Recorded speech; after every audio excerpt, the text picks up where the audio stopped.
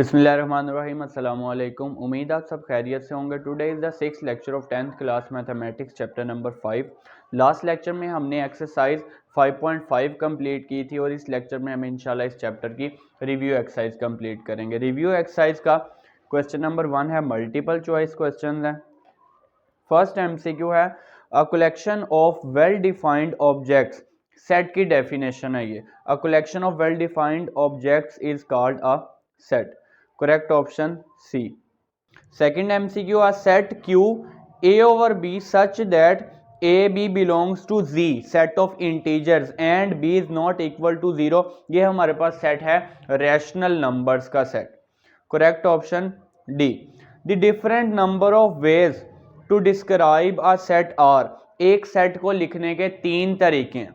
Tabular method, जिसमें हम elements की फॉर्म में लिखते हैं 1 2 3 4। इसी तरह सेकंड आपके पास है डिस्क्रिप्टिव मेथड, उसमें हम स्टेटमेंट की फॉर्म में लिखते हैं this set of natural number, this set of even numbers. और इसी तरह थर्ड है सेट बिल्डर नोटेशन, जिसमें हम x such that x belongs to natural numbers and x is less than equal to कोई भी वैल्यू, जैसे हमने क्वेश्चंस किए हैं चैप्टर में। तो एक सेट को लिखने के 3 तरीके हैं। करेक्ट ऑप्शन है सी।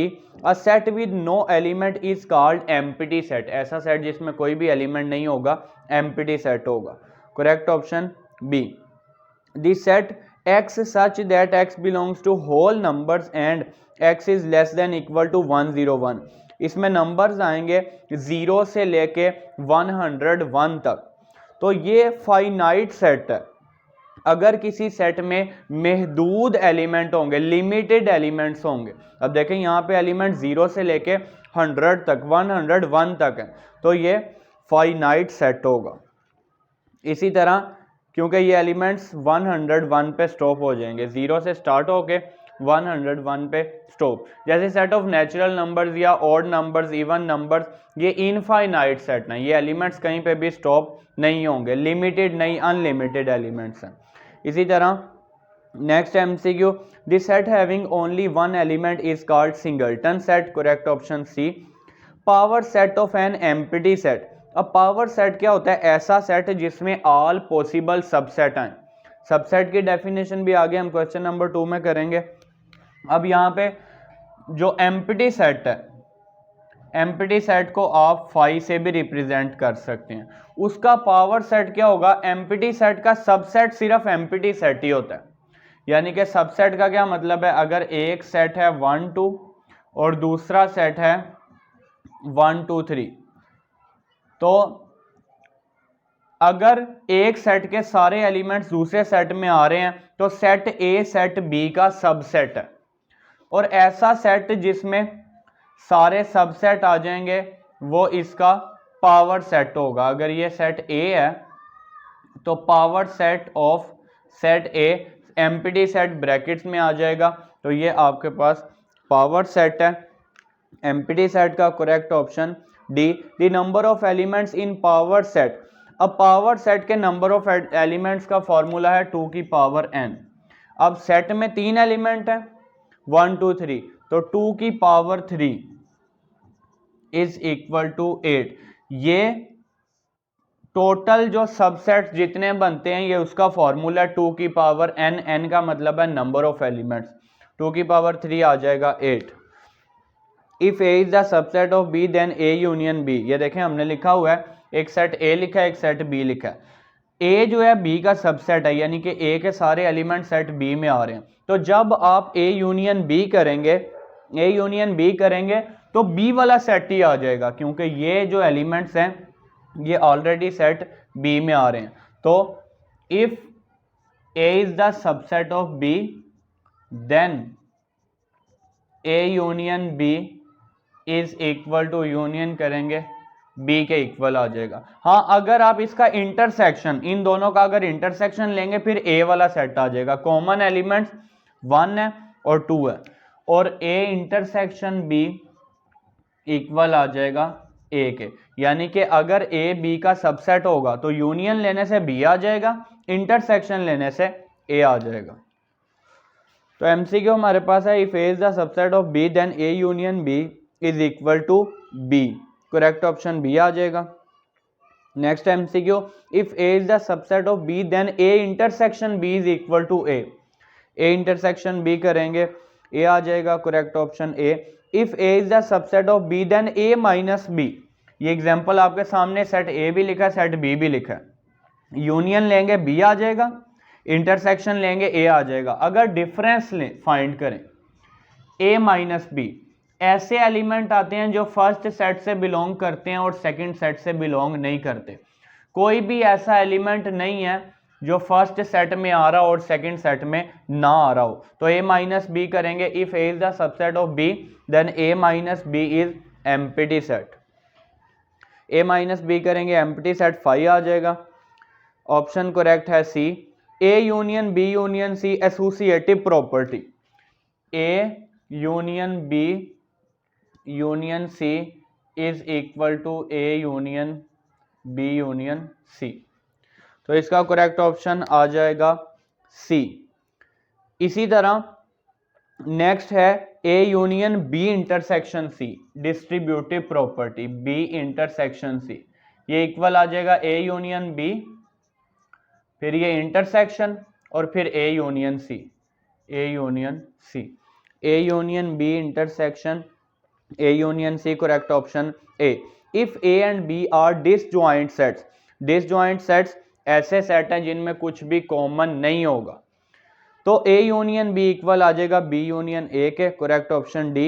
If number of elements in set A is 3 and set B is 4, अगर सेट ए में 3 एलिमेंट है सेट बी में 4 नंबर ऑफ एलिमेंट्स हैं, तो ए क्रॉस बी में 3 4 12 एलिमेंट होंगे, करेक्ट ऑप्शन सी। इसी तरह next MCQ, if number of elements in set A is 3 and in set B is 2, तो ए क्रॉस बी में 3 2 6 एलिमेंट होंगे और total number of binary relation 2 की पावर 6। हमने कहा था total number of binary relation के लिए 2 की power total number of elements, तो ए क्रॉस बी में नंबर ऑफ एलिमेंट्स आएंगे 3 2 6, तो 2 की पावर 6 जो है वो हमारे पास total number of binary relation आएंगे, correct option B. Next MCQ है दी डोमेन ऑफ, हमें एक रिलेशन गिवन है जिसमें ऑर्डर्ड पेयर हैं 0 2 2 3 3 3 एंड 3 4। अब डोमेन रिलेशन में जो ऑर्डर्ड पेयर्स होते हैं उनका जो फर्स्ट एलिमेंट होता है वो आपके पास डोमेन होती है। तो यहाँ पे 0 2 3 3 अगर 2 टाइम्स आ रहा है तो सेट में जस्ट वो एक ही बार आएगा, डोमेन इक्वल आ जाएगी, domain of relation is equal to 0 2 3, तो यहाँ से करेक्ट ऑप्शन आ जाएगा B.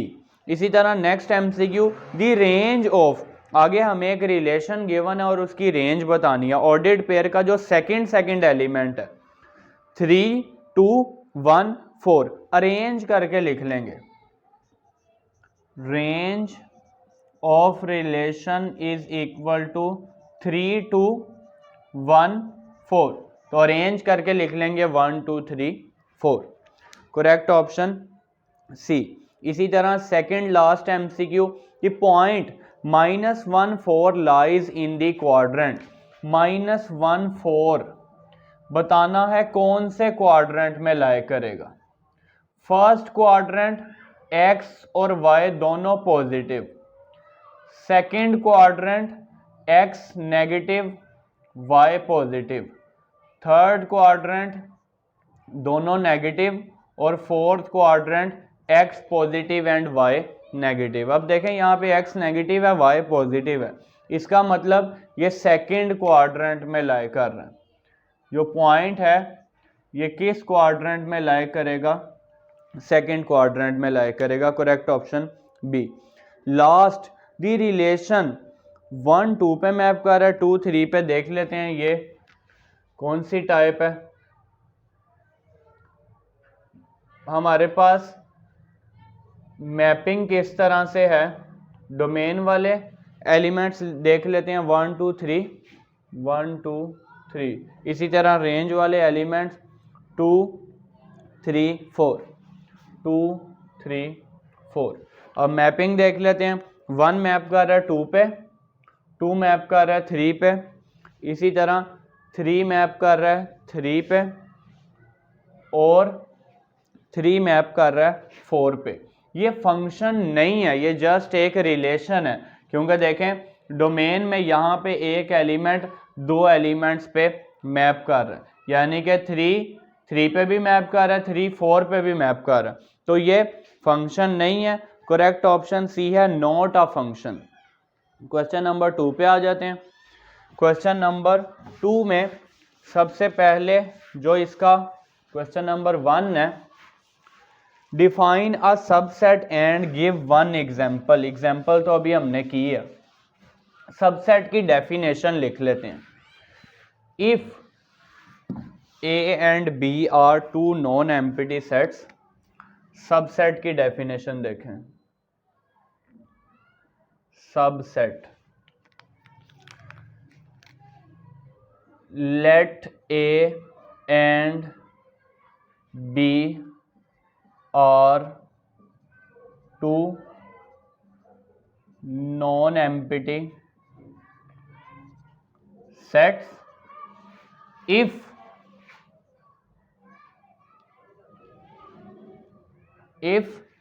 set B contain all elements of set A। अगर सेट B में सेट A के सारे एलिमेंट्स सारे होंगे, if set B contain all elements of set A, then A is called subset of B। A के सारे element अगर B में आ रहे हैं तो A को B का सबसेट कहेंगे। Then A is subset of, called यहां पे लिख लें, A is called subset of set B। यहां पे सेट A लिख लें। Then set A is called subset of set B। It is denoted by A is subset of set B। Example आप लिख सकते हैं, अभी हमने लिखी थी सेट A में अगर 1 2 है, A is equal to 1 2 elements हैं, B सेट है जिसमें 3 एलिमेंट हैं 1 2 3, तो A जो है वो B का सबसेट होगा। Then A is the subset of set B। इसी तरह write all the subsets of the set. अब हमारे पास एक सेट है, इसके ऑल पॉसिबल सबसेट लिखने हैं। सबसे पहले आपने ऑल पॉसिबल सबसेट का फॉर्मूला था 2 की पावर n। सबसे पहले आप ये देखेंगे टोटल सबसेट बनेंगे कितने, 2 एलिमेंट्स हैं, 2 की पावर 2 इज इक्वल टू 4। इसका मतलब टोटल सबसेट यहाँ पे 4 आएंगे। सबसे पहले एम्प्टी सेट आएगा। एम्प्टी सेट हर सेट का सबसेट होता है। इसी तरह फिर आपके पास ए आ जाएगा, सेट बी और A B, all possible subset आ गए। Show A intersection B by Venn diagram when A is the subset of B. अब देखें अगर ए बी का सबसेट होगा, वेन डायग्राम बना लेते हैं। ये है यूनिवर्सल सेट। इसी तरह एक सेट ये आपके पास है ए, और ए जो है वो बी का सबसेट है, तो बी वाले सेट में हमने ए को बनाना है। ए जो है वो बी का सबसेट है, ये सेट बी आएगा, और इसमें हमारे पास सेट ए है। अब देखें वेन डायग्राम किस तरह से बनाई है, A is the subset of set B. इसका मतलब है कि सेट ए के सारे एलिमेंट सेट बी में आ रहे हैं, सेट ए जो है वो पूरे का पूरा सेट बी में आ रहा है।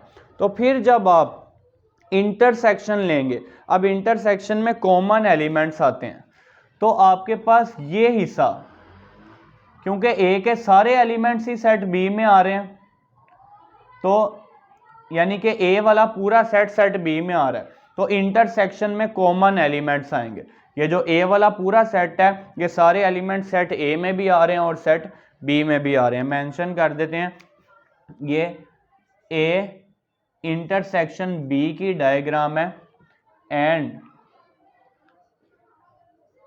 A is the subset of set B. ये हमें गिवन है कि ए जो है वो बी का सबसेट है, तो ए इंटरसेक्शन बी इस तरह से आ जाएगा। Next, show by Venn diagram A intersection B union C. अब यहां से देखें हमने 3 सेट हैं, वेन डायग्राम किस तरह से आएगी? अब सेट 3 है, ये आ गया ए सेट, ये आ गया बी सेट और ये आपके पास आ गया सी सेट, ए बी सी। सबसे पहले हमने यहाँ पे बी यूनियन सी करना है। बी यूनियन सी, बी वाला सेट भी सारा आ जाएगा, ये बी सेट है और इसी तरह सी सेट भी आ जाएगा, बी यूनियन सी। ये मैं बी यूनियन सी को हाईलाइट कर रहा हूं। बी यूनियन सी फाइंड करने के बाद ये तो आ गया बी यूनियन सी। अब हमने इसका इंटरसेक्शन लेना है ए के साथ। अब इंटरसेक्शन में कॉमन एलिमेंट्स आते हैं, हमने ये देखना है कि ये जो हमने हाईलाइट किया है इसका कौन सा हिस्सा सेट ए के साथ कॉमन है, कौन सा पार्ट ऐसा है हाईलाइट हुआ हुआ जो सेट ए में भी आ रहा है। हम न्यू डायग्राम यहां से बनाते हैं। ये सेट आ गया ए, इसी तरह सेट बी और ये आ गया सेट सी,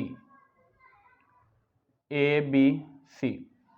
अब हमने देखें ये चेक करना है, ये बी यूनियन सी है। अब बी यूनियन सी का इंटरसेक्शन फाइंड करना है सेट ए के साथ, तो ये बी यूनियन सी में ये वाला हिस्सा हाईलाइट है। इंटरसेक्शन के लिए आपने ये देखना है कि ये जो हाईलाइट हमने किया हुआ है इसमें से ऐसा पोर्शन जो ए सेट में भी आ रहा हो, यानी कि ये जो इतना सा हिस्सा है ये हाईलाइट भी हुआ है और ये ए के साथ कॉमन भी है। इंटरसेक्शन में अब हमने कॉमन एलिमेंट्स देखने हैं, A intersection B union C. ये जो बी यूनियन सी है ये तो हमने हाईलाइट कर लिया, बी यूनियन सी हाईलाइट कर लिया। अब इसका ए के साथ इंटरसेक्शन का मतलब है हमने ये देखना है कि जो पार्ट हाईलाइट हो गया बी यूनियन सी उसमें और ए में, ये जो हाईलाइट हुआ वह इसमें से ए में कॉमन क्या है, यानी कि वो पोर्शन जो हाईलाइट भी हुआ हो और सेट ए में भी आ रहा हो। ये पोर्शन देखें जरा, यहां पे ये बी यूनियन सी में भी आ रहा था और ये पोर्शन आपके पास सेट ए में भी आ रहा है, यानी कि फिर कॉमन हमने ये देखना था कि बी यूनियन सी ये जो हाईलाइट किया इसमें और सेट ए में कॉमन क्या है, तो ये वाला जो पोर्शन है ये सेट ए में भी आ रहा है और इसमें भी ये हाईलाइट हुआ है। तो ये जो दोनों में कॉमन था वो हमने हाईलाइट कर दिया, बी यूनियन सी और ए में जो पार्ट कॉमन आ रहा था वो हमने यहाँ पे हाईलाइट कर लिया। नेक्स्ट है define intersection of two set. इंटरसेक्शन की डेफिनेशन चैप्टर के स्टार्ट में देख लें। चैप्टर के स्टार्ट में आपके पास है page number 86, intersection of two sets A and B written as A intersection B is the set consisting of all the common elements of A and B। A और B के common element से हमारे पास intersection आ जाएगा। साथ आपने इसकी example भी लिख लेनी है अपनी तरफ से, कोई से भी 2 सेट लिखने और उनका इंटरसेक्शन फाइंड कर लेना। डिफाइन अ फंक्शन, फंक्शन की डेफिनेशन हमने प्रीवियस लेक्चर में कर लिया, 1 फंक्शन की डेफिनेशन भी कर लिया। इसी तरह ऑन टू और बाइजेक्टिव फंक्शन की डेफिनेशन भी हमने लास्ट लेक्चर जो लेक्चर नंबर 5 था उसमें, जिसमें हमने एक्सरसाइज 5.5 सॉल्व किया, कर ली थी। अब इसका last part write De Morgan law. अब डी मॉर्गन लॉ क्या है? If A and B are two non empty sets, De Morgan law लिख लेते हैं। if A and B are two non-empty sets, A and short question के तौर पे आपको ये आ सकता है, two non-empty sets, then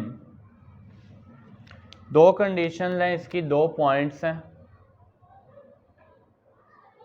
A union B का कंप्लीमेंट, ए यूनियन बी का complement is equal to A complement intersection B complement.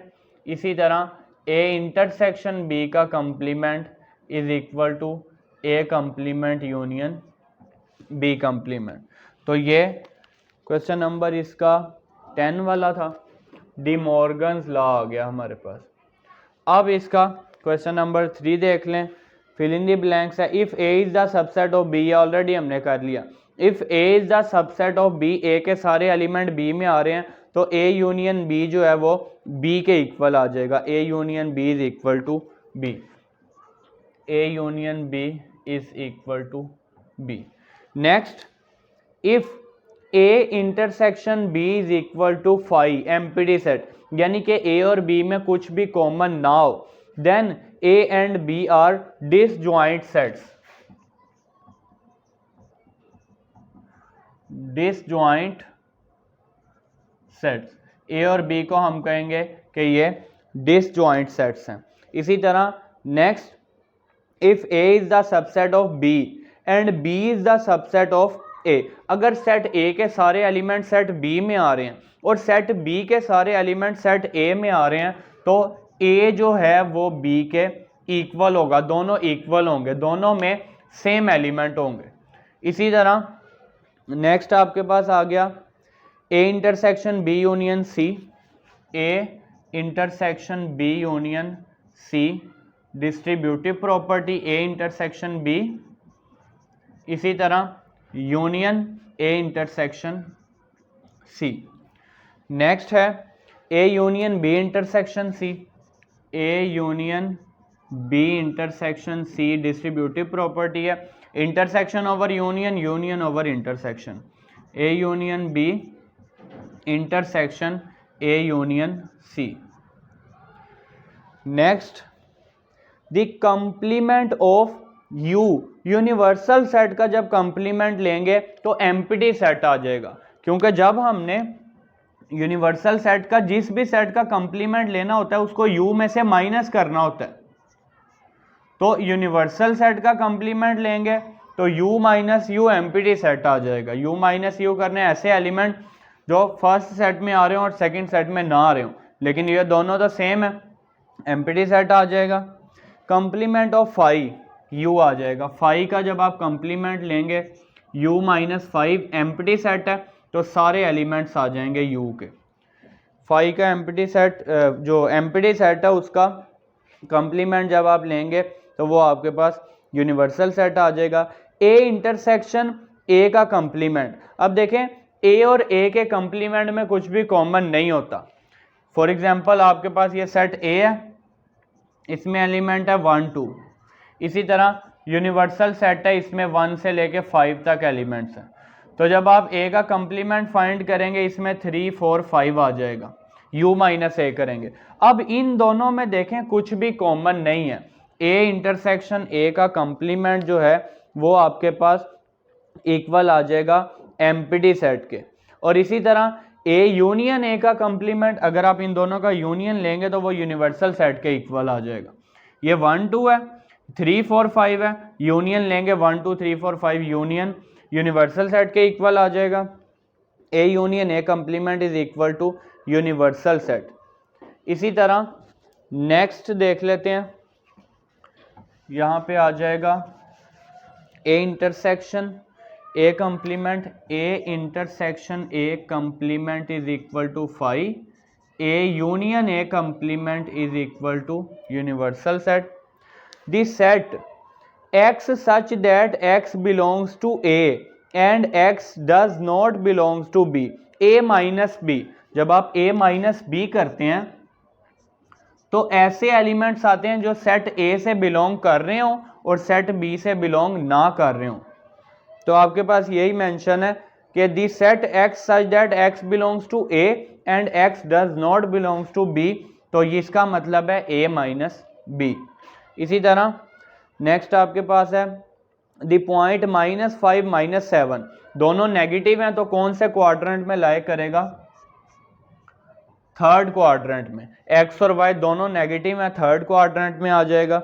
इसी तरह नेक्स्ट आपके पास है 4 माइनस का 6, X positive Y negative, 4 minus का 6 एक्स पॉजिटिव और वाई नेगेटिव, तो ये आपके पास फोर्थ क्वाड्रेंट आएगा, क्वाड्रेंट फोर्थ, एक्स पॉजिटिव और वाई नेगेटिव। इसी तरह the Y coordinate of every point is dash on x axis. अब एक्स एक्सिस पे y की वैल्यूज नहीं है, y की वैल्यू 0 है, तो the y coordinate of every point is 0 on x axis. X axis पे हर पॉइंट का y कोऑर्डिनेट 0 है और y एक्सिस पे हर पॉइंट का x कोऑर्डिनेट 0 है। तो यहां से the y coordinate of every point is 0 on x axis and x coordinate of every point is 0 on y axis. इसी तरह domain of A B, B से सी और सी से डी, तो ये आपके पास आ जाएगा डोमेन में ए बी सी डोमेन। यहाँ पे आपके पास इससे नेक्स्ट है जी 0, अगेन 0। डोमेन आपसे पूछिए, domain of relation is equal to A B C, A B C. इसी तरह नेक्स्ट आपके पास रिलेशन की रेंज पूछी है, तो A B C, second element आपने ऑर्डर्ड पेयर का देखना है। रेंज आ गई आपके पास ए बी सी, तो रेंज भी यहाँ पे आ जाएगी ए बी सी। इसी तरह नेक्स्ट है Venn diagram was first used by, सबसे पहले वेन डायग्राम यूज की थी जॉन वेन ने। नेम आपने लिख लेना है जॉन वेन। अब यहां से नेक्स्ट आपके पास है आप a subset of A cross A is called dash in A. अब हमने कहा था कि जो कार्टियन प्रोडक्ट का सबसेट होता है वो बाइनरी रिलेशन होता है, तो यहां पे आ जाएगा binary relation, binary relation. Cartesian product का जो सबसेट होगा वो बाइनरी रिलेशन होगा। If F is a function from A to B, एक फंक्शन है सेट ए से सेट बी, सेट ए है सेट बी है, एक फंक्शन है एफ। नेक्स्ट हमें ये कहा गया है range of F is equal to B, यानी कि सारे एलिमेंट्स मैप हुए हुए हैं। रेंज वो एलिमेंट्स आपके पास होते हैं जो यहाँ पे मैप हुए हों। फॉर एग्जांपल जो आपके पास यहाँ पे 1 मैप कर रहा है ए पे, 2 मैप कर रहा है ए पे, इसी तरह यहाँ पे एक और एलिमेंट लिख लेते हैं बी पे मैप कर रहा है। अगर आपके पास ये जो बी वाला सेट है इसके सारे एलिमेंट्स रेंज होंगे, फॉर एग्जांपल अगर यहाँ एक सी आ जाए ना एलिमेंट, तो सी ने रेंज में नहीं आना। सी जो है वो सेट बी में आ रहा है, लेकिन रेंज में वही एलिमेंट आएंगे जो मैप हो रहे हैं ए और बी। अगर जो सेट बी है इसके सारे एलिमेंट मैप हो रहे हों, सारे एलिमेंट मैप हो रहे होंगे, तो वो आपके पास ऑन टू फंक्शन होगा। ऑन टू फंक्शन में हमने यही कहा था कि जो सेट बी होगा उसमें कोई भी ऐसा एलिमेंट नहीं होगा जिसकी इमेज जो किसी भी एलिमेंट की इमेज नहीं होगा। अब ये जो फंक्शन है ये ऑन टू फंक्शन होगा। अगर रेंज जो है वो सेट बी के इक्वल आ जाए तो वो ऑन टू फंक्शन है। इसी तरह द रिलेशन ए बी पे मैप कर रहा है, बी सी पे मैप कर रहा है और ए अगेन डी पे मैप कर रहा है। देखें ए बी पे भी मैप कर रहा है और ए डी पे भी मैप कर रहा है, तो ये फंक्शन नहीं है, इज नॉट अ फंक्शन। इसी तरह इस चैप्टर की रिव्यू एक्सरसाइज इस लेक्चर में हमने अल्हम्दुलिल्लाह कंप्लीट कर लिया और इंशाल्लाह नेक्स्ट लेक्चर में हम नेक्स्ट चैप्टर स्टार्ट करेंगे। फ़ी अमान अल्लाह।